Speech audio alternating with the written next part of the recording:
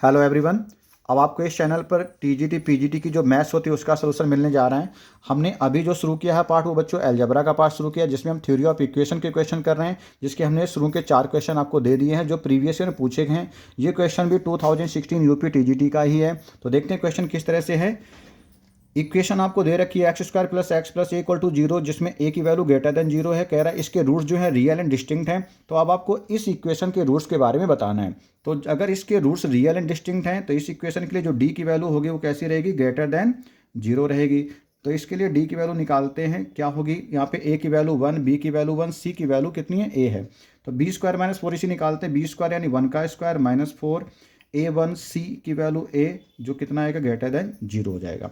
1 minus 4A greater than zero जो कि कहेगा 4A माइनस 1 कर लो, लेस देन जीरो हो जाएगा। साइन ऑफ इनइक्वालिटी रिवर्स हो जाता है अगर आप माइनस लेके इधर उधर चेंज कर रहे हो, जानते होंगे आप।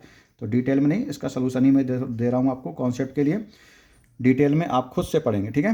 तो 4A की वैल्यू यानी 1 से कम रही होगी तो A की वैल्यू आपको 1/4 से कम कहना पड़ेगा। A ध्यान रखना 1/4 से कम है, ठीक है। अब आते हैं इस इक्वेशन के रूट्स के बारे में जानते हैं। इसके पहले डी निकालो, डिस्क्रिमिनेंट इसका निकालते हैं। बी स्क्वायर माइनस 4 इसी निकालते हैं। तो बी की वैल्यू कितनी है, इसमें माइनस का 4 रूट ए है। तो माइनस के 4 रूट ए का स्क्वायर करिए, 4 रूट ए है उसका स्क्वायर करेंगे, -4 ए सी लगाएंगे। ए कितना है, 1 है, सी कितना है, 1 है। तो हमें कितना मिल गया, ये डी की वैल्यू मिल रही है 16A-4। अब 16A-4 का बस साइन पता चल जाए किसी तरह से। यहाँ पे जो ए की वैल्यू दी है, देखो ए की वैल्यू 1/4। तो मैं ए की बड़ी से बड़ी वैल्यू अगर रखना चाहता हूँ तो एक्चुअली 1/4 तो नहीं है, मैं ए को मान के चलता हूँ कि अगर सबसे ज़्यादा बड़ी वैल्यू इसकी मान लें कि ए की 1/4 रही होगी, उस केस में 16 ए की वैल्यू कितनी 1/4 मान के चल रहे हैं नहीं, उससे कम ही है, ध्यान रखना।